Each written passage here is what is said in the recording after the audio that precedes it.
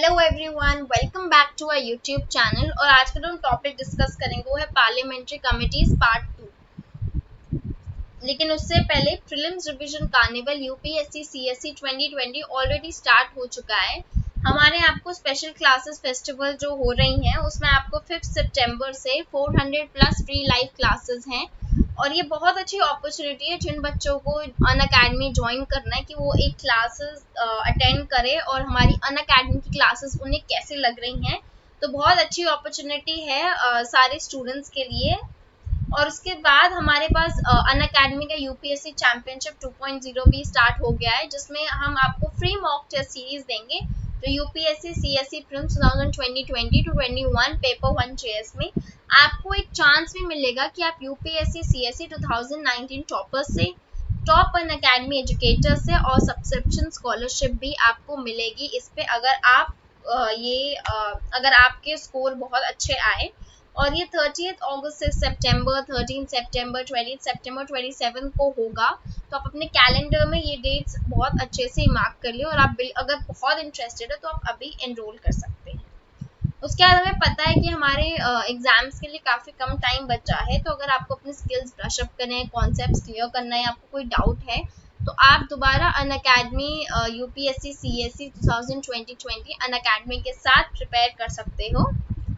और इस one subscription के साथ अनलिमिटेड बेनिफिट्स है, जैसे आप घर से पढ़ सकते हो, आपको अनलिमिटेड एक्सेस है सारे कोर्सेज के लिए, टॉप एजुकेटर्स है इंडिया के वन प्लेटफॉर्म में, फुल सिलेबस कवरेज है, डबल डाउट क्लियरिंग सेशन है, लाइव टेस्ट सीरीज है, स्टडी मटेरियल आपको पीडीएफ फॉर्मेट में प्रोवाइड होगा। तो आपको कुछ भी लिखने की ज़रूरत नहीं है, सब आपको ऑनलाइन मिलेगा। प्रॉपर आंसर राइटिंग सेशंस भी होंगे जो हमारे मेंटर्स और गाइडेंस के अंडर होंगे। उसके बाद ये वन स्टॉप सोल्यूशन है कंप्लीट यूपीएससी सीएससी प्रिपरेशन के लिए। क्यों? क्योंकि यहाँ पे आपको स्ट्रक्चर बैचेस मिलेंगे जो टॉप एजुकेटर्स के साथ हैं। Batches Hindi English bilingual, late night as well as 2 year batches, full 100% syllabus coverage, vast range of optional, prelims, mains, test series along with evaluation. You will have double doubt clearing session also.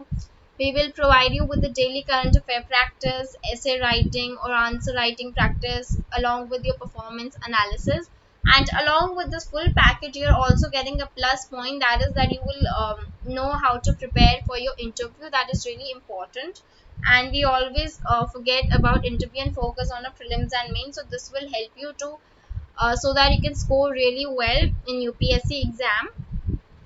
And UPSC CSC complete batch preparation courses already started from 7 September 2020. If you want to know more, then you can click on this. And we have 3 batches. The first batch is in bilingual, which means the medium of instruction will be in Hindi English both. The second is complete Hindi. The medium of instruction would be in Hindi, and study material would also be provided to you in Hindi completely. And the third is the students who prefer English over Hindi can enroll for this batch, in which the material and the medium of instruction of language would be English completely. So if you subscribe now, you will get 10% off. So you just need to apply this code, that is SIMPLEYT. And as you can see in this mobile app, you will get over here the subscription link, and then you can click over there and get 10% off and then proceed for the payment. So you will get 10% code which would be applied. So along with that, we are also focusing on the daily current affair test series that is completely free. And it will be given on daily on 7:30 p.m. 20 question 20 minutes, and it would be for 40 marks. And along with this, we will give you all an in-depth test analysis. Like you can see here, the green marks the correct answer and the red marks the wrong answer. So you will get to know about your result also, and you will get analysis also according to the other students in the class. So if you really like our channel and it's really helpful for you, and so you can join on YouTube, Telegram, Facebook, in whichever social networking sites you are on or active on, and the link is also given in the bio. So you can join, you can click and join our groups. So let's start with the topic where we finished. So basically now let's talk about the departmental standing committee. Now on this now the recommendation of the rules that the committee gave was of Lok Sabha was this: there were 7 departmental related standing committees that were set up in the parliament in 1993. Then in 2004, the 7 more such committees were also set up, and they were increasing in number from 17 to 24. Now, the main objective of standing committees is basically to secure more accountability of the executive. That means the Council of Ministers of the Parliament, particularly in the financial accountability. They also assist the Parliament in debating the budget more effectively. Then there are 24 standing committees that cover under the jurisdiction and all the ministries and departments of central government. And each standing committee consists of 31 members, 21 from Lok Sabha and 10 from Rajya Sabha. Now, the members of Lok Sabha are nominated by the speaker from amongst its own members, just as the members of Rajya Sabha are nominated by the chairman amongst all its members. Now, a minister is not eligible to be nominated as a member of any of the standing committees if in case a member after his nomination to any of the standing committees is appointed a minister, he then ceases to become the member of the committee. Now, the term of office of each standing committee is 1 year from the date of the constitution, and out of 24 standing committees, the 8 are working under Rajya Sabha and 16 are working under the Lok Sabha. Now, what are the functions of our standing committee? This is really important. We should actually know about the functions of the standing committee. So, basically, the first function is of standing committee is that it demands for the grants of the concerned ministry, or departments before they are discussed and voted in the Lok Sabha. Its report should not suggest anything of the nature of cut motions. Then it examines the bill pertaining to the concerned ministries or departments. Then they consider the annual reports of ministry and department. Then it considers the national basis for long-term policy document that has been presented to both the houses. Now there are following limitation that has been imposed on the standing committee. So there are 2 limitations. The first, they should not consider matters of day-to-day administration of the concerned ministry.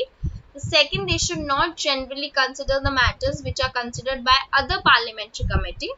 And it should be noted here that that the recommendation of these committees are just advisory in nature and not being compulsory or binding for the parliament to follow.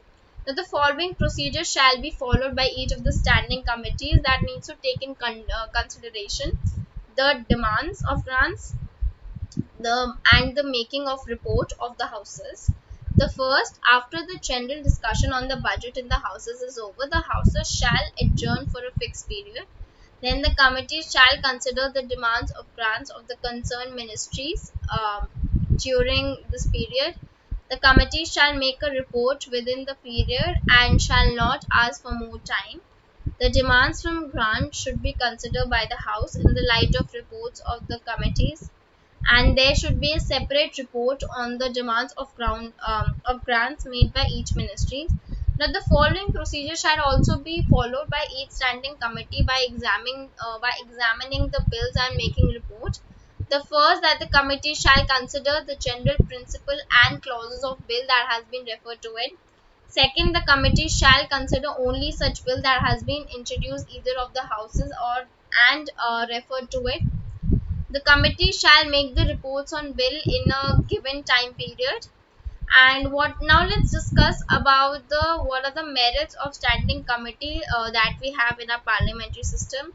The first, that their proceedings are devoid by any party basis. So basically इसमें क्या होता है कि हम वो होता है basically जो प्रोसीडिंग्स होती है उसमें कोई पार्टी बायसेस नहीं होते, बिकॉज ये जो डिफरेंट प्रोपोर्शनल रिप्रेजेंटेशन के थ्रू इलेक्ट होते हैं, तो कोई पार्टी बायस का कोई यहाँ पे सवाल ही नहीं उठता है कि इसे ज़्यादा फेवर करेंगे इस पॉलिसीज़ को.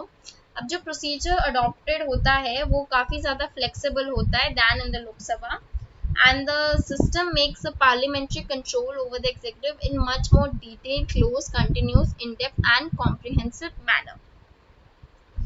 And the fourth point is that the system also ensures that there's economy and efficiency in the public expenditure, as the ministry and departments would not have more, basically would not have a more control, would be actually more careful in formulating any of the demands. Then they facilitate the opportunities to all the members of the parliament to participate and understand the functioning of the government and contribute to it. Basically क्या होता है कि यहाँ पे ना opportunities दी जाती है, जो बेसिकली सारे मेंबर्स ऑफ पार्लियामेंट, ताकि ये पार्टिसिपेट करिए और ये समझे कि क्या फंक्शनिंग है गवर्नमेंट की और ये कैसे कंट्रीब्यूट करेंगे उसके towards. They can avail of expert opinion or the public opinion to make the reports, and they are authorized to invite experts and eminent person to basically testify before them and incorporate their opinions in the report. तो basically क्या होता है, वो कोई expert opinion ले सकते या फिर कोई पब्लिक ओपिनियन कोई रिपोर्ट के लिए. अब इन ऑथराइज करते जो एक्सपर्ट्स होते हैं और जो एमिनेंट पर्सन होते हैं जो इनकी फील्ड में होते हैं, कि उनके आए और उनको अपना ओपिनियन दे इन रिपोर्ट्स के बारे में. तो जो ऑपोजिशन पार्टी होती है वो और जो राज्यसभा होती है वो एक काफ़ी इम्पोर्टेंट रोल प्ले करता है कि वो कैसे एक्सरसाइज करेंगे फाइनेंशियल कंट्रोल एग्जीक्यूटिव पर. तो ये काफ़ी इम्पोर्टेंट रोल होता है इनका भी, कि ये कैसे बताएंगे राज्यसभा की कैसे कंट्रोल करेंगे जो जो रोल ये एक्सरसाइज करते हैं फाइनेंशियल कंट्रोल में. अब कमिटीज टू इंक्वायर के बारे में बात करते हैं. सबसे पहले हम बात करते हैं कमिटी ऑन पिटिशन. तो जो कमिटी है जो एग्जामिन करती है पिटिशन को, बेसिकली क्या एग्जामिन करती है, जो बिल्स होता है और जो मैटर्स होते हैं जो जनरल पब्लिक इंपॉर्टेंस के लिए होता है उस चीज़ पे करता है फोकस. और यहाँ पे ये एंटरटेन भी करता है कि जितने भी रिप्रेजेंटेशन दिए जा रहे हैं जो इंडिविजुअल्स के हैं, एसोसिएशन के हैं जिस मैटर में, वो pertaining to the union subjects भी हैं. और जो लोकसभा कमेटी है वो कंसिस्ट करती है 15 मेंबर्स से, और जो राज्यसभा है वो कंसिस्ट करती है 10 मेंबर्स के लिए, जो हम कमिटीज ऑफ पिटिशन है. अब कमिटीज ऑफ प्रिविलेजेस में आते हैं. जो कमिटी ऑफ प्रिविलेजेस बेसिकली वो फंक्शंस क्या है इस कमिटी की, एक थोड़ी सेमी जुडिशियल इन नेचर है. ये एग्जामिन करती है कि जो केसेस है वो ब्रीच ऑफ प्रिविलेज होती है जो हाउसेस के है उसके मेंबर्स, और ये रेकमेंड करती है अप्रोप्रिएट एक्शन. और ये लोकसभा कमेटी के कितने हैं 15 मेंबर्स और राज्यसभा के कितने हैं 10 मेंबर्स. उसके बाद हम बात करते हैं अपनी एथिक्स कमेटी की. अब इस कमेटी में जो है वो राज्यसभा से है जो 1997 में है, और इन लोकसभा इन 2000 was constitute in the Rajya Sabha. इन राज्यसभा में मतलब जब ये आई कमेटी तो 1997 में थी और जो लोकसभा में आई वो 2000 में थी. अब इसका क्या है बेसिक एम क्या है एथिक कम्युनिटी का, कि ये कमेटी का कि ये बेसिकली जो एनफोर्स करेगी वो कोड ऑफ कंडक्ट है जितने मेंबर्स ऑफ पार्लियामेंट के लिए हैं. ये इसके साथ एग्जामिन करेगी क्या क्या केसेस हैं मिसकंडक्ट के और क्या रिकमेंडेशंस बनाते हैं कि जो अप्रोप्रिएट एक्शंस लिए जाए. तो इस वजह से ये बेसिकली इंगेज होती है कि ये मेंटेन कि ये प्रॉपर वो मेंटेन कर सके जो डिसिप्लिन और डेकोरम जो पार्लियामेंट में होना चाहिए. उसके बाद हम आते हैं committees to scrutinize and control. अब जो कमिटी ऑन गवर्नमेंट अश्योरेंसेज है, जैसे जो कमिटी जो एग्जामिन करती है कि क्या अश्योरेंसेज है, प्रोमिसेस है, अंडरटेकिंग्स हैं जितने भी मिनिस्टर्स ने दिए हैं जो टाइम टू टाइम जो on the floor of the house, और उनकी क्या रिपोर्ट और किस एक्सटेंट तक वो कैरिड हुए हैं. उसके बाद जो लोकसभा है वो बेसिकली कंसिस्ट करती है 15 मेंबर्स की, और जो राज्यसभा में पता वो 10 मेंबर्स की. अब ये जो it was constituted in 1953.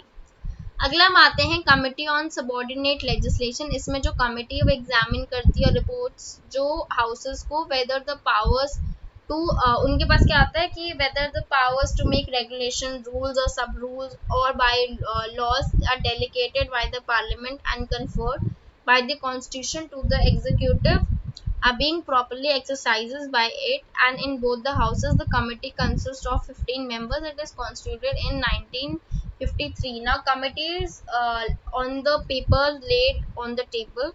Now this committee constituted in 1975, and Lok Sabha committee has 15 members while the Rajya Sabha has 10 members. Now it basically examines that all the papers that are laid on the table of the house by the minister to see whether they comply with the provisions of the constitution or related to the act or the rule, or it does not examine the statutory notification and the authors that fall under each jurisdiction of the committee on the subordinate legislation.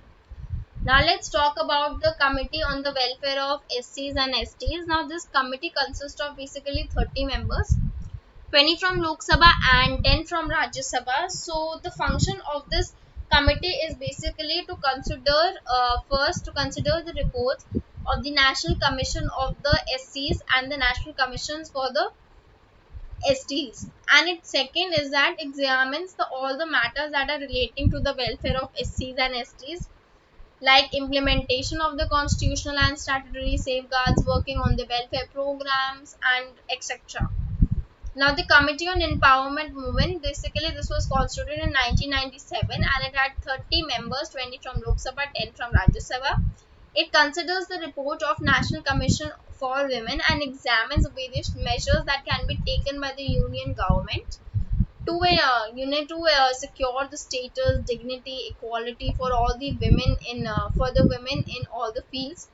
Now, the Joint Committee on Offices of Profit, the committee examines the composition character of the committees and other bodies that has been appointed by the central, state and union territory of the government, and it recommends whether the person holding these offices should be disqualified or from being the elected members of the parliament, or it consists of the 15 members, that is 10 from Lok Sabha and 5 from Rajya Sabha. Now let's come on to the committees that are relating to the day-to-day businesses in the Lok Sabha, in the House. Sorry, the first is the Business Advisory Committee. Now this committee basically regulates all the program and the table of the houses.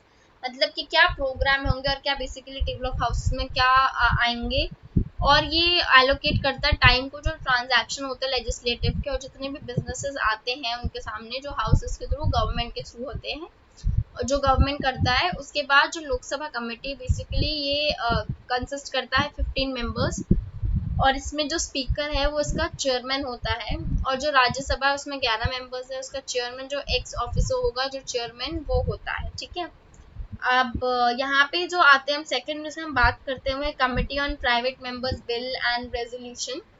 अब इस committee में basically हम ये classify करना है कि जो bills और जो एलोकेट करते हैं हम टाइम टू टाइम, और जो डिस्कस करते हैं जैसे डिस्कशन के लिए जितने भी बिल्स होंगे तो उसको हम बेसिकली इंट्रोड्यूस करते हैं जो प्राइवेट मेंबर्स के थ्रू इंट्रोड्यूस होता है, जो बेसिकली मेंबर्स नहीं होते, जो अदर देन मिनिस्टर होता है। अब ये जो थोड़ी स्पेशल कमेटी है, और इस कमेटी में बेसिकली जो जितने भी रेजोल्यूशन इंट्रोड्यूस होते हैं वो प्राइवेट मेंबर्स के थ्रू होते हैं, और ये स्पेशल कमेटी ऑफ लोकसभा और ये कंसिस्ट करती है 15 मेंबर्स के, जिसमें डिप्यूटी स्पीकर है चेयरमैन के थ्रू, और जो राज्यसभा है उसके पास ऐसी कोई कमेटी नहीं है, but the same function in Rajya Sabha के वो परफॉर्म कर, सेम फंक्शन जो परफॉर्म होता है यहाँ पे वो वहाँ पे भी होता है, और जो बिजनेस एडवाइजरी के थ्रू होता है परफॉर्म।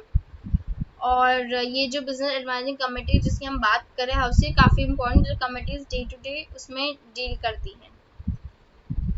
उसके बाद नेक्स्ट आते हैं हम जो रूल्स कमेटी के बारे में बात करते हैं। अब ये कमेटी जो कंसिडर करती है वो मैटर्स ऑफ प्रोसीजर है, जो कंडक्ट है जितने बिजनेसेस के जो हाउसेस में हैं, और क्या इनकी नेसेसरी बेसिकली रिकमेंडेशंस हैं, और इसमें हम बेसिकली एडिशन कर सकते हैं जो रूल्स ऑफ हाउसेस से लोकसभा कमेटी में, हमारे लोकसभा कमेटी में बेसिकली 15 मेंबर्स हैं, और इसमें इंक्लूड करता है जो एक्स ऑफिस होल्डर चेयरमैन है, और जो राज्यसभा में है वहाँ पे 16 मेंबर्स हैं, और ये जो और इसमें जो होता है क्या कहते, इसमें जो चेयरमैन होता है वो भी जो एक्स ऑफिस ऑलरेडी होल्ड कर चुका है। उसके बाद हम आते हैं committee of basically absence members. अब जो कमिटी ऑफ एब्सेंस मेंबर्स है उसमें बेसिकली हम क्या बात करते हैं कि जो कमिटी है वो बेसिकली कंसिडर करती है जितने भी एप्लीकेशंस हैं जो फ्रॉम मेंबर्स फॉर लीव हो या फिर ऑफ एब्सेंस हो, जिसके सीटिंग्स में नहीं है, जो सीटिंग्स में नहीं है। और यहाँ पे क्या है, तो एग्जामिन करते जैसे केसेस ऑफ मेंबर्स हैं जैसे जो एब्सेंट है पीरियड ऑफ 60 days और more without any permission, and it is a special committee under the under the Lok Sabha and consists of 15 members, and there is no special committee in Rajya Sabha, and all these matters are dealt with the house itself. अब हम इससे पहले हम अगले topic पे जाएंगे जिसमें हम हाउस कीपिंग कमिटीज के बारे में डिस्कस करेंगे। उससे पहले हम डेवलपमेंटल स्टैंडिंग कमिटीज में जितनी भी कमिटी जो राज्यसभा के अंदर है वो हम उससे पहले एक ब्रीफ में थोड़ा पढ़ेंगे। जैसे जो कमिटी ऑफ कॉमर्स है जिसमें सिर्फ कॉमर्स और इंडस्ट्री देखते हैं, जो कमिटी ऑफ होम अफेयर्स है जिसमें होम अफेयर्स होते हैं, और development of north eastern region है, जो कमिटी ऑफ ह्यूमन रिसोर्सेज में ह्यूमन रिसोर्स डेवलपमेंट है, और यूथ अफेयर्स और स्पोर्ट्स के बारे में जो कमिटी ऑफ इंडस्ट्रीज में हैवी इंडस्ट्रीज, पब्लिक एंटरप्राइजेज और स्मॉल स्केल इंडस्ट्रीज के बारे में मिनिस्ट्रीज जो कवर होती हैं। इस पर जो committee of science technology and environment और फॉरेस्ट है वो है science and technology committee. Then space पे है, देन अर्थ साइंसेज है, एटॉमिक एनर्जी, एंड यहाँ पे एनवायरनमेंट एंड फॉरेस्ट भी आता है। उसके बाद करेंगे हम जो committee of transport and tourism और कल्चर में जिसमें सिविल एविएशन है, shipping, road transport, highways, culture और टूरिज्म। और जो कमिटी ऑन हेल्थ और वेलफेयर है जिसके अंदर जो मिनिस्ट्री आती है वो हेल्थ एंड वेलफेयर आती है। और जो कमिटी जो basically public grievances, law, justice देखती है उसके अंदर जो मिनिस्ट्री है वो है लॉ और जस्टिस की, और जो पब्लिक ग्रीवेंसेस की और जो पेंशंस की। अब आते हैं जो कमिटी जो लोकसभा के अंदर है वो है, एक तो फर्स्ट कमिटी जो एग्रीकल्चर के ऊपर, जो agriculture fruit processing industry ministry आती है। उसके बाद कमिटी ऑन इंफॉर्मेशन टेक्नोलॉजी जिसमें कम्युनिकेशन ऑफ इंफॉर्मेशन टेक्नोलॉजी है और इंफॉर्मेशन और ब्रॉडकास्टिंग है। उसके बाद आते कमिटी डिफेंस के ऊपर जिसमें सिर्फ डिफेंस है। एनर्जी के ऊपर जिसमें न्यू एंड रिन्यूएबल एनर्जी है, पावर है। कमिटी ऑन एक्सटर्नल अफेयर्स है जिसमें वो एक्सटर्नल अफेयर्स होता है जो, और जो नॉन रेसिडेंट इंडियन अफेयर्स होते हैं। देन कमिटी ऑन फाइनेंस जिसमें फाइनेंस होगा, कंपनी अफेयर्स होगा, प्लानिंग होगा, स्टैटिस्टिक्स होगा और प्रोग्राम इम्प्लीमेंटेशन। उसके बाद जो हम कमिटी की बात करते हैं वो है फूड, कंज्यूमर अफेयर्स और पब्लिक डिस्ट्रीब्यूशन। जैसे कंज्यूमर अफेयर्स और जो फूड और पब्लिक डिस्ट्रीब्यूशन है। कमिटी ऑन लेबर है और लेबर एंड एम्प्लॉयमेंट है, उसमें टेक्सटाइल्स आता है। अब आते हैं committee of petroleum of natural gases जिसमें पेट्रोलियम एंड नेचुरल गैस है। रेलवेज है। अर्बन डेवलपमेंट का अर्बन डेवलपमेंट है, और housing of urban housing and urban poverty elevation है। Then committee on water resources में वाटर रिसोर्सेज हैं। केमिकल फर्टिलाइजर्स जो केमिकल फर्टिलाइजर मिनिस्ट्री के अंडर आता है। रूरल डेवलपमेंट कमिटी है, रूरल डेवलपमेंट और पंचायती राज है। अब जो कमिटी कोल एंड स्टील पे है वो कोल है, क्या कहते हैं, कोल माइंस एंड स्टील के ऊपर है। जो committee of social justice empowerment उसमें social justice empowerment as well as tribal affairs cover करते हैं। अब हम आते हैं हमारी हाउस कीपिंग कमिटीज पे। अब जो हाउस कीपिंग कमिटीज है, अब जो हाउस कीपिंग कमिटीज है बेसिकली इनका जनरल पर्पस क्या है कि ये जो कमेटी है वो कंसिडर करती है कि वो और एडवाइस करे जितने मैटर्स हैं जो कंसर्न करते हैं various affairs of the houses और जो इसके अंडर नहीं फॉल करते हैं जो जुरिसडिक्शन के अंदर जो पार्लियामेंट कमेटी में। अब जो ईच हाउस है उसमें जो कमेटी है बेसिकली कंसिस्ट करती है कि प्रिसाइडिंग ऑफिसर होना चाहिए, जो स्पीकर और चेयरमैन है, या फिर एक्स ऑफिस होल्डर है चेयरमैन का, डिप्यूटी स्पीकर होना चाहिए, जो deputy chairman in case of Rajya Sabha, members of panel of chairman हो गया, then chairman of all departmental standing committees of the houses, leaders recognized party and the groups in the houses. Then such other members are nominated by presiding officer. House committee, the house committee deals with the residential accommodation of members and other amenities like food, medical aid and etc, and accorded to them to their houses and hostels in Delhi, and both the houses have their respective house committees. And Lok Sabha consists of 12 members Now let's talk about the library committee. So basically the committee considers for all the matters that are relating to the library of parliament, and it assists the members of utilizing the library services. It consists of 9 members, 6 from Lok Sabha and 3 from Rajya Sabha. Now the joint committee on salaries and allowance of members, this committee was constituted by under the salary, allowance and pension of the members of parliament under the Act 1954. It consists of 15 members, 10 from Lok Sabha and 15 from Rajya Sabha. It basically frames rules for regulating the payment of salary, allowances, and pension to the members of parliament. Now we have the consultative committees. This is the last part of the presentation. First, that the consultative committees are basically attached to various ministries, departments of central government, and they consist of members of both the houses of the parliament, and the minister or the ministry of the state in charge of the concerned with the acts as the chairman of the consultative committee of the minister. It also provides a forum for the informal discussion between the ministers and the members of parliament on the policies, program of government, and the manner of the implementation. Then the consultative committees का और भी काम क्या है कि ये constitute करता है जो मिनिस्ट्री ऑफ पार्लियामेंट्री अफेयर्स हैं इनके साथ वो कॉन्स्टिट्यूट करता है, और ये गाइडलाइंस देते हैं जैसे क्या क्या कॉम्पोजिशन होगी, क्या फंक्शंस होंगे, कैसे इनकी प्रोसीडिंग्स होंगी, जितनी कमिटीज जो फॉर्मुलेट हुई हैं इतनी सारी मिनिस्ट्री के अंडर। अब जो मिनिस्ट्री जो बनाती है वो अरेंजमेंट्स ही बनाती है, जैसे वो होल्ड करती है, उनकी प्रॉपर मीटिंग्स होती हैं। अब इसका होता है कि both during the session and inter session period of parliament. अब ये मीटिंग कब होती है, सेशन के बीच में भी हो सकती है या फिर इंटरसेक्शन मतलब दोनों period of time of parliament के टाइम भी हो सकती हैं, जो ये कंसल्टेटिव कमिटीज जिसके लिए बनाए गए। उसके बाद जो मेंबरशिप ऑफ कमिटीज के हम बात करते हो काफ़ी ज़्यादा वॉलंटरी होती है, और ये जितनी चॉइस है वो मेंबर्स को दी जाती है, और जो लीडर्स ऑफ पार्टी हैं। अब जो मैक्सिमम मेंबरशिप ऑफ कमिटी वो है 30 और जो मिनिमम है 10। अब हम देखते हैं कि इसमें जो कंसल्टेटिव कमिटीज है बेसिकली कॉन्स्टिट्यूट करती हैं जो न्यू लोकसभा है कॉन्स्टिट्यूट करती है, और जो जितने जनरल इलेक्शन के आज जो लोकसभा में है। तो बेसिकली इसका मतलब ये है कि ये जो कमिटीज हैं वो shall stand resolve upon the dissolution of every Lok Sabha. अब जब कमिटीज बनी है, अब जब लोकसभा डिसॉल्व हो गया तो ये कमिटीज का भी कोई यूज नहीं, ये भी उन कमिटीज जैसे लोकसभा डिसॉल्व होगी उसके साथ साथ ये भी डिसॉल्व हो जाएंगी and shall be reconstituted upon the constitution of the each Lok Sabha. अब जब जब लोकसभा होगा दोबारा होगा कॉन्स्टिट्यूट होगा और जो पावर में आएगा तब ये दोबारा कमिटीज दोबारा बनना स्टार्ट होंगी। अब इसके साथ साथ हम देखते हैं कि यहाँ पे जो है कि सेपरेट इनफॉर्मल कंसल्टेटिव कमिटीज हैं मेंबर्स ऑफ पार्लियामेंट की जो कॉन्स्टिट्यूट करती है सबके, जैसे रेलवे जोन्स की हो गई है। अब जो मेंबर्स ऑफ पार्लियामेंट बिलोंग करते हैं वहाँ पे उस एरिया में वो फॉल करते हैं under a particular railway zone जो नॉमिनेटेड है जो इनफॉर्मल कंसल्टेटिव कमिटी के रेलवे जोन के हैं।